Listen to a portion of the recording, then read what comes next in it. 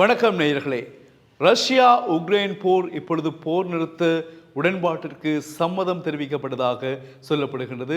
போர் நிறுத்தம் தயாராக இருப்பதாகவும் குறிப்பிடப்படுகிறது. இந்த போர் நிறுத்தத்தை தான் விரும்புவதாக ரஷ்ய அதிபர் விளாடிமிர் புடின் தெரிவித்திருக்கிறார். தற்போதைய நிலையில் இந்த போர் நிறுத்தம் அவசியமானது என்றும் தான் அதை விரும்புவதாகவும் குறிப்பிட்டிருக்கின்றார். கிட்டத்தட்ட ஒரு வருடத்திற்கு மேலாக இந்த போர் இடம்பெற்று வருகிறது. இந்த போரினுடைய ஆரம்ப கட்டம் எதற்கானது இந்த போர் என்று பார்க்கின்ற பொழுது, உக்ரைனானது நேட்டோ படையில் இணைந்து கொள்ளக்கூடாது என்பது ரஷ்யாவினுடைய நோக்கம் இருக்கிறது. இல்லை, நான் சேரத்தான் போகிறேன் என்று உக்ரைன் முடிவெடுத்துக் கொண்டதால் இந்த போர் ஆரம்பமானது.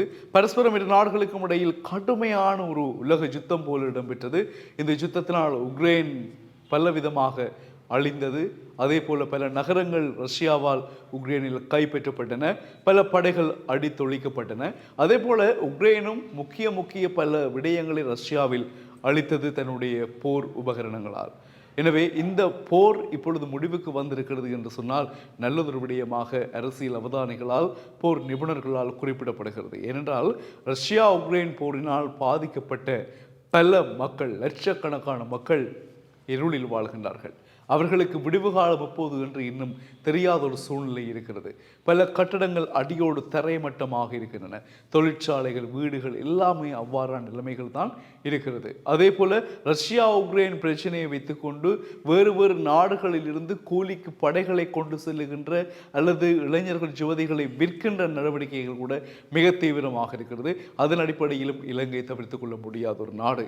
இலங்கையிலிருந்தும் நான் நினைக்கின்றேன், கிட்டத்தட்ட ஒரு ஓய்வு பெற்ற மேஜர் ஜெனரல் ஒரால் இங்கிருந்து தம்பதிகள், அவரும் தன்னுடைய மனைவியும் சேர்ந்து உங்களை ரஷ்ய படையில் அல்லது உக்ரைன் படையில் இணைத்து விடுவதாக கூறி உயர்ந்த சம்பளம் கிடைக்கும் என்று கூறி அவர்களை காட்டு வழியூடாக கடத்தி அவர்களை அனுப்புகின்ற நடவடிக்கைகளையும் நாங்கள் சில வாரங்களுக்கு முன்னர் செய்திகளாக உங்களுக்கு தந்துள்ளோம். எனவே இந்த வெளிநாடுகளில் யுத்தம் நடக்கின்ற பொழுது அதில் பலிக்கடாகின்ற நம்மவர்களும் நம் நாட்டைச் சேர்ந்தவர்களும் அதிகமாக இருக்கத்தான் செய்கின்றார்கள். அதே போலதான் இஸ்ரேல் காசா பிரச்சனை நடக்கின்ற பொழுதும் பலர் இஸ்ரேல் இராணுவத்திலும் இணைந்து கொள்வதற்கான வாய்ப்புகள் இலங்கையிலிருந்து சொல்லப்பட்டது.